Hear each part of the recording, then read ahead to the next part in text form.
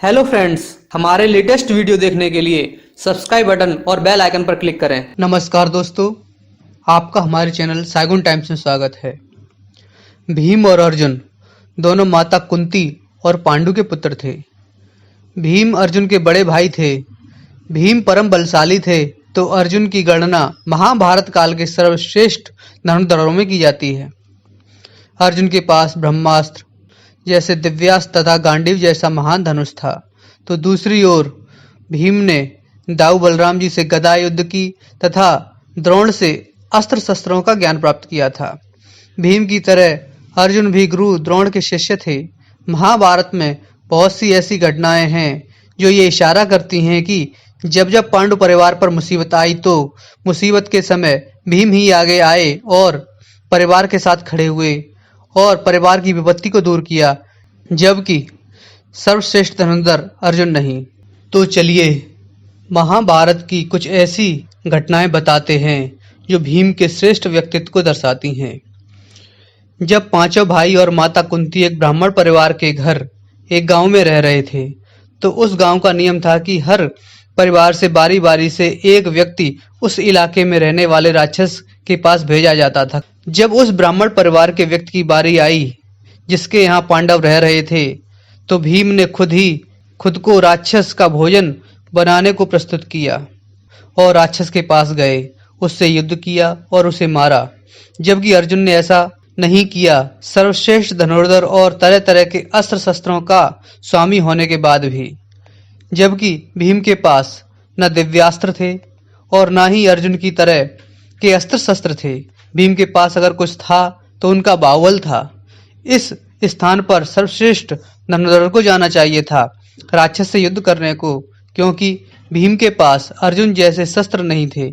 अर्जुन ने अपने बड़े भाई का जीवन जानबूझकर संकट में डाला, जबकि अर्जुन अपने पराक्रम से इस राक्षस को चुटकी में हरा सकते थे। इसी प्रकार की दूसरी घटना तब की है जब हिडिंबा राक्षसी के भाई हिडिंब से भीम का युद्ध हुआ। तब भी भीम ही आगे आए राक्षस से युद्ध करने को।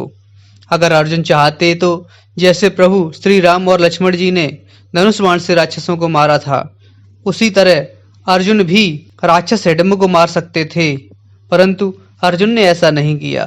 भीम ने ही हिडिंब से युद्ध किया और उसे मारा। तीसरी घटना तब की है जब युधिष्ठिर ने द्रौपदी को जुए में दांव पर लगाया, तो भीम ही थे जिन्होंने युधिष्ठिर को द्रौपदी के दांव पर लगाने से रोका था, अर्जुन नहीं, परंतु युधिष्ठिर ने भीम की नहीं मानी।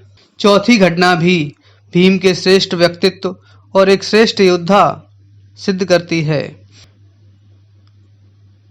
जब भरी सभा में दुशासन और दुर्योधन द्रौपदी का अपमान कर रहे थे, तो भीम और विकर्ण ही थे जो इसका विरोध कर रहे थे। यही नहीं, भीम ने उसी सभा में द्रौपदी के अपमान के बदले दुर्योधन की जंगा तोड़ने और दुशासन की छाती का लहू पीने की प्रतिज्ञा की। पांडव जब अज्ञातवास में विराट नरेश के यहाँ शरण लिए थे, तब विराट नरेश के साले कीचक ने द्रौपदी पर अपनी गंदी नजर डाली और द्रौपदी के साथ अभद्रता की।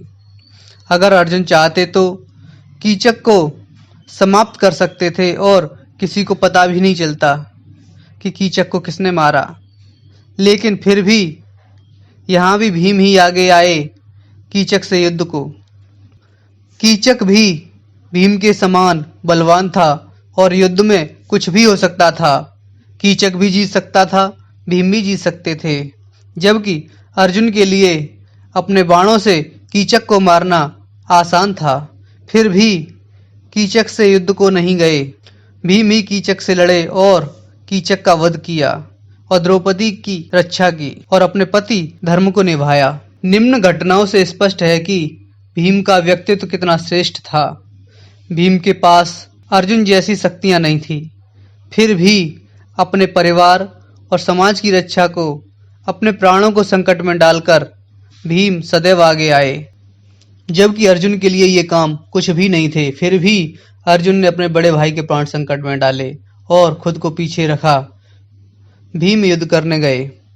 वहीं अगर लक्ष्मण की बात करें तो उन्होंने कभी भी अपने बड़े भाई श्री राम को इस तरह नहीं भेजा, पहले खुद ही युद्ध को गए। दोस्तों, आपके क्या विचार हैं? क्या भीम अर्जुन से श्रेष्ठ व्यक्तित्व के स्वामी थे? अपने विचार कमेंट में बताएं। आपको ये वीडियो पसंद आए तो लाइक करें, शेयर करें और हमारे चैनल को सब्सक्राइब करें। साथ ही बेल आइकन पर क्लिक जरूर करें, जिससे हमारी लेटेस्ट वीडियो नोटिफिकेशन आपको मिलते रहे। Thanks for watching. धन्यवाद दोस्तों।